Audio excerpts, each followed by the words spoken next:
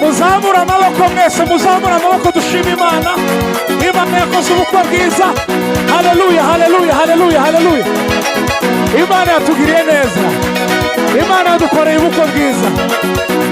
Ababishoboye muzamura amaboko mukomere Imana amashyi.